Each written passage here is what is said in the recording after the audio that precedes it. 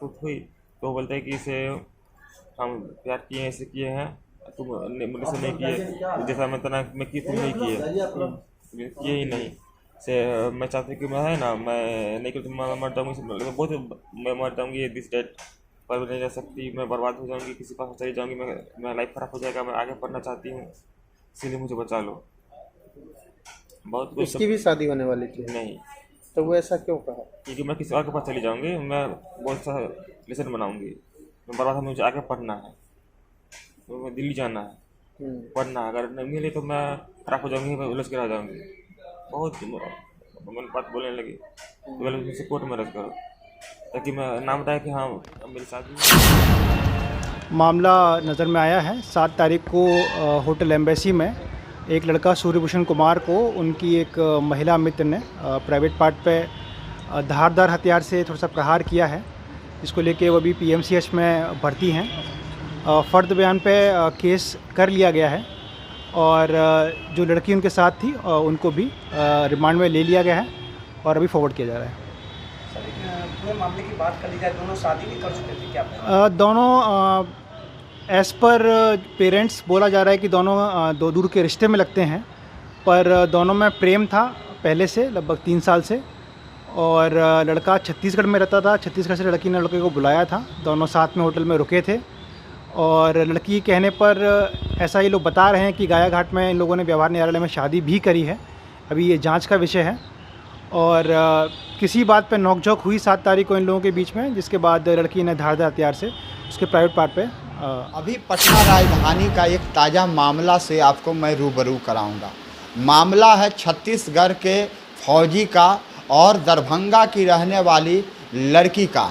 दोनों 3 साल से प्यार और मोहब्बत करते थे।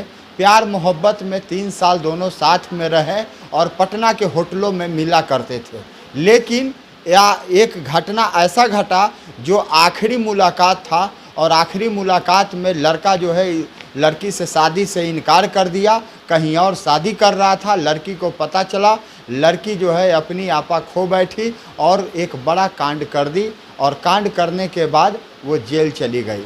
कांड क्या की कि लड़के का गुप्त अंग काट दी और समझी कि मेरा नहीं तो किसी और का नहीं। जेल जाना मंजूर है लेकिन हमें धोखा मंजूर नहीं है। हमारे साथ हैं महिला विकास मंच की दीपशिखा, बुलेट रानी के नाम से जानी जाती हैं और मधुबनी के जिला अध्यक्ष हैं। आइए जानते हैं कि इस विषय पर एक महिला है और लड़की है, एक लड़की का दर्द क्या होता है वो बताएंगी।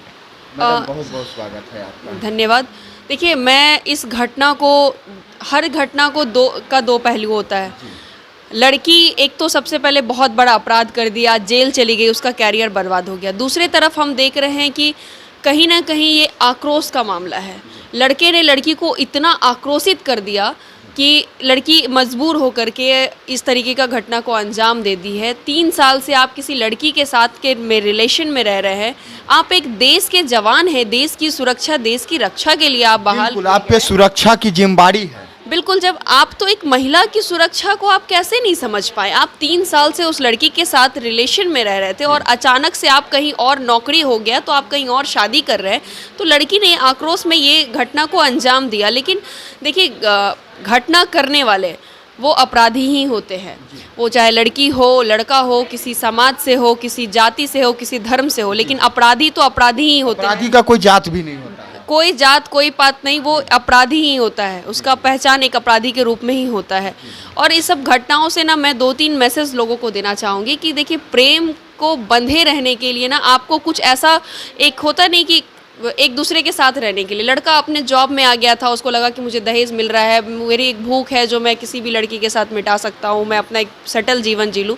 लड़की पढ़ ही रही थी, वो अपनी तैयारी करने आई थी, परिवार से झूठ बोल रही थी।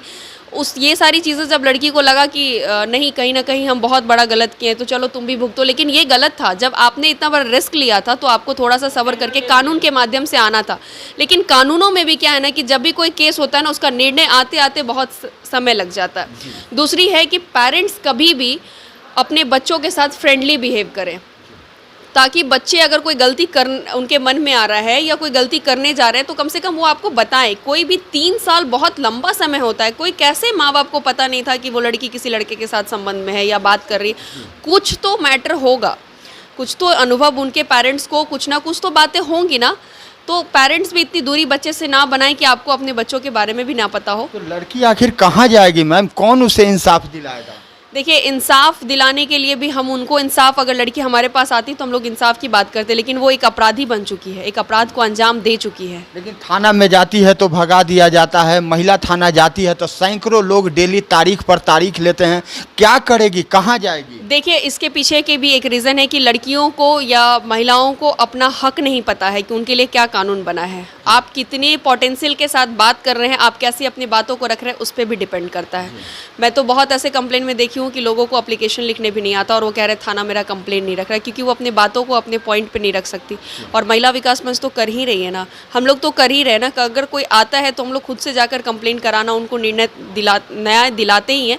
लेकिन कोर्ट का मामला है, आप अगर देखें तो एक तरफ हम मानते हैं कि कोर्ट में बहुत समय लगता है, लेकिन आप एक तरफ ये भी तो देखिए कोर्ट के पास कितना प्रेशर है, लिमिटेड समय है, लिमिटेड एम्प्लॉय है, लिमिटेड सब चीज़ उनको करना है। तो वो भी तो बेचारे कहीं ना कहीं व्यवस्थाएं की कमी तो है ना हमारे यहाँ। तो लड़की ये भी सोच रही होगी कि तारीख पर तारीख जाने से अच्छा है कि हम यही कर लेते हैं, जेल चल जाएंगे, वो ज़्यादा। तो आप भी वो लड़की तो शुरू से गुनाह कर रही थी ना, आप अपने पेरेंट्स से छुपा रहे हैं, 3 साल से आप किसी के साथ रिलेशन में रह रहे हैं और फिर आप इस घटना को अंजाम दे रहे हैं।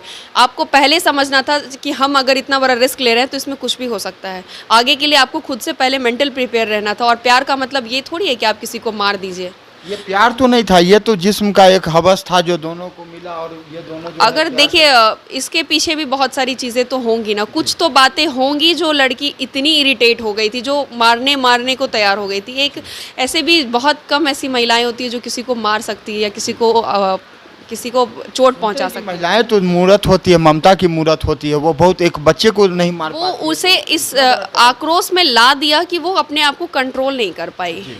अब उसने उसको इस आक्रोश में, उसकी 24 तारीख को शादी होने वाली थी, आखिर किस ग्राउंड पे लड़का शादी कर रहा था? क्या उसे थोड़ा सा भी इस चीज़ों का नहीं था कि मैं 3 सालों से किसी के साथ में हूँ?